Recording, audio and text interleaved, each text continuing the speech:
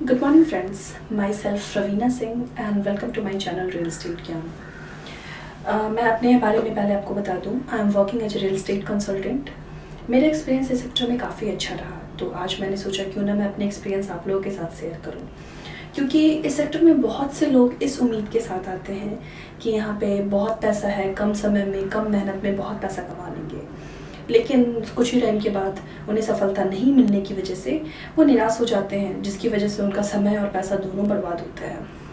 तो आज मैंने सोचा क्यों ना मैं अपना एक्सपीरियंस आप लोगों के साथ शेयर करूं कि मैंने किन 5 बातों को, बेसिक 5 बात मैं आज आपसे शेयर करने वाली हूँ। बेसिक 5 पॉइंट ही मैं आपको बताऊंगी कि बेसिक 5 पॉइंट को ध्यान में रखकर अगर आप काम करते हो तो निश्चित रूप से आपको सफलता मिलेगी। सो आज मैं आपको पहले पॉइंट के बारे में बताती हूँ। फर्स्ट पॉइंट आपका होगा, experience is more important than study. इस सेक्टर में काम करने के लिए तकनीकी शिक्षा की बहुत ज़्यादा ज़रूरत नहीं होती, बट जब भी आप इस सेक्टर में काम करने आ रहे हो, चाहे वो किसी को मीन्स एज ए फ्रीलांसर आप काम कर रहे हो या एज ए आप रियल एस्टेट कंसल्टेंट काम कर रहे हो या किसी भी सेक्टर रियल एस्टेट से रिलेटेड कोई भी काम कर रहे हो, तो फर्स्ट क्या है ना कि आपको 6 मंथ की ट्रेनिंग ले लेनी चाहिए। अब आप सोच रहे हो कि इसकी ट्रेनिंग मिलेगी कहाँ से, क्योंकि रियल एस्टेट के वैसे तो कोई क्लासेस या स्टडी तो होती नहीं है, बट आज की डेट में क्या है ना, रियल एस्टेट से रिलेटेड बहुत सारे सेमिनार कराए जाते हैं। कुछ इसके ऑनलाइन वीडियो भी आपको मिल जाएंगे, आप चाहो तो ऑनलाइन वीडियो देख सकते हो।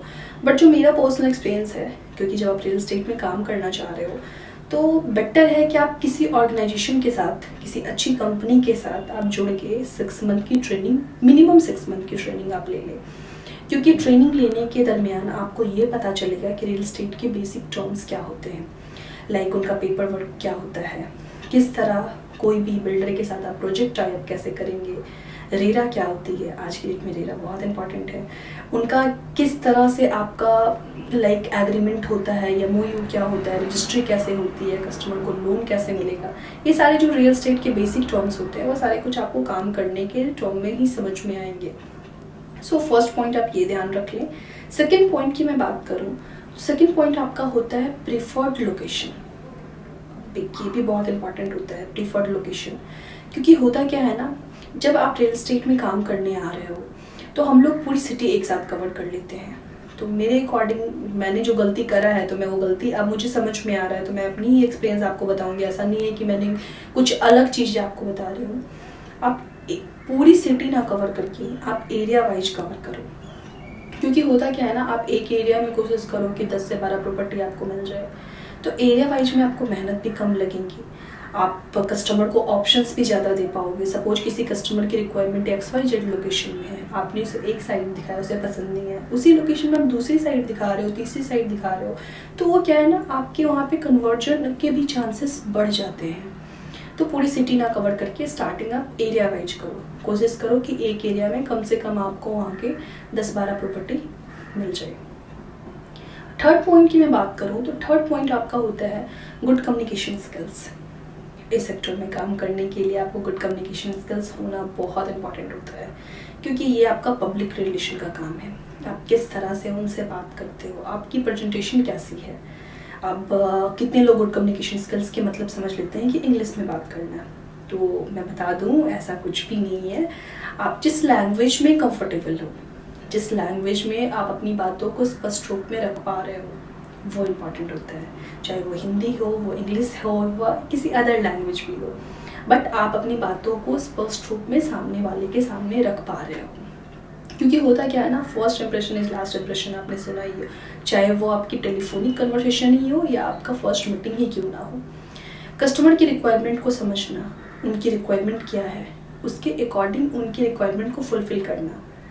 आप उनसे बात कर रहे हो, क्योंकि आपके जैसे उनके पास बहुत सारे कॉल्स जाएंगे, बहुत लोग बात करेंगे, तो आपको ये ध्यान रखना है कि आप उनमें सबसे डिफरेंट या सबसे अच्छे तरीके से क्या बात करते हो, किस तरीके से बात करते हो। तो गुड कम्युनिकेशन स्किल्स भी इम्पॉर्टेंट होता है। फोर्थ पॉइंट की मैं बात करूँ तो फोर्थ पॉइंट होता है ट्रांसपेरेंसी। अब ट्रांसपेरेंसी तो किसी भी सेक्टर में उतना ही इम्पॉर्टेंट होता है। कोई भी बिजनेस आप करना चाह रहे हो तो बिजनेस के लिए ट्रांसपेरेंसी बहुत इंपॉर्टेंट होती है। बिना ट्रांसपेरेंसी के आप मार्केट में लॉन्ग टर्म नहीं जा सकते हो। तो मैं ये ट्रांसपेरेंसी का मतलब ये नहीं, आप एक सिंपल सी बात समझो कि कोई भी मिडिल क्लास फैमिली, मैं एक मिडिल क्लास फैमिली की ही बात करती हूँ, मिडिल क्लास फैमिली पूरे होल लाइफ में 1 से 2 प्रॉपर्टी लेता है। अब आप उनके पॉइंट से जाके सोचो कि अगर आपने गलत नहीं किया या फिर आप अपने कुछ पैसे की प्रॉफिट की वजह से आपने गलती से ही किसी गलत बिल्डर का प्रोजेक्ट उन्हें दिला दिया, मार्केट में फेस वैल्यू किनका खराब हो रहा है? आपका। तो ये आप ध्यान रखें, कुछ पैसों की लालच की वजह से किसी के साथ गलत ना करें। इनफैक्ट अगर आप गलत ना भी करना चाह रहे हो तो आप ये ध्यान रखें, जब भी आप बिल्डर के साथ प्रोजेक्ट टाई अप कर रहे हो तो आप इस चीज़ का ध्यान रखें कि उनका प्रोजेक्ट मार्केट में जेन्युइन है या नहीं, उनका कंस्ट्रक्शन क्वालिटी क्या है, मार्केट में उनका क्या फीडबैक रहा, रेरा अप्रूव्ड है, पोजीशन टाइम क्या है, कितना उन्होंने प्रोजेक्ट पहले हैंड ओवर करा है। क्योंकि इन सब बातों को ध्यान में रख के ही आप किसी भी बिल्डर का प्रोजेक्ट टाई अप करें। उनका लीगल वर्क भी आप देख लें कि लीगल पेपर वगैरह उनका ओके है या नहीं। अगर आपको लीगल पेपर वगैरह का ज़्यादा नॉलेज ना हो तो आप किसी अपने लीगल एडवाइजर से भी हेल्प ले सकते हो, बट ट्रांसपेरेंसी होनी इम्पॉर्टेंट है।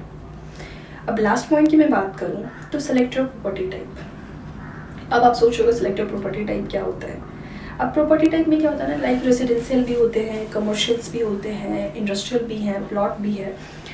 तो आप ये ध्यान रखो कि किस तरह की प्रॉपर्टी पे आप काम कर रहे हो, किस पे आपका कमांड जाता है। क्योंकि अक्सर होता क्या है ना कि जैसे अगर मैंने रेजिडेंशियल कर रही हूँ तो मेरे रेजिडेंशियल पे कमांड अच्छा है, तो स्टार्टिंग जब भी कर रहे हो ना तो किसी पर्टिकुलर प्रॉपर्टी के साथ करो। ऐसा नहीं मैं कह रही हूँ कि आप रेजिडेंशियल ना करो, कमर्शियल ना करो, प्लॉट ना करो, आप करो। स्टार्टिंग जब आप कर रहे हो या फिर आपकी कमांड किस में सबसे अच्छी है, क्योंकि रेजिडेंशियल में भी आपको बहुत ऑप्शंस मिलेंगे, ऐसा नहीं कि रेजिडेंशियल कमर्शियल्स में भी बहुत ऑप्शंस है। तो आप अपने कमांड के अकॉर्डिंग प्रॉपर्टी टाइप सेलेक्ट करें। अगर आप प्रॉपर्टी टाइप कमांड के अकॉर्डिंग सेलेक्ट करते हैं तो वहाँ पे क्या होता है ना कि आप बिजनेस में ग्रोथ करने के चांसेस आपके बढ़ जाते हैं। धीरे धीरे जिस तरह से आप मार्केट में लॉन्ग टर्म जा रहे हो, स्टेबल होते जा रहे हो, अपने बिजनेस एक्सपेंड करते जाओ। सो ये बेसिक 5 पॉइंट है जिसे मैंने ध्यान में रखकर काम करा है। नेक्स्ट वीडियो में मैं आपको बताऊंगी how to generate customer. And अगर मेरा वीडियो अच्छा लगा हो तो प्लीज़ लाइक एंड सब्सक्राइब करना ना भूले। साथ में आप बेल आइकन को भी क्लिक कर ले, जिससे कि मैं कोई भी वीडियो डालूंगी तो सबसे पहले नोटिफिकेशन आपको मिलेगा। एंड मैं एक चीज़ और बता दूं, अगर रियल एस्टेट से रिलेटेड आपकी कोई भी क्वेरी हो तो प्लीज़ मुझे कमेंट करके पूछना, मैं बिल्कुल आपकी हेल्प करूँगी। सो आज के लिए इतना ही, थैंक यू।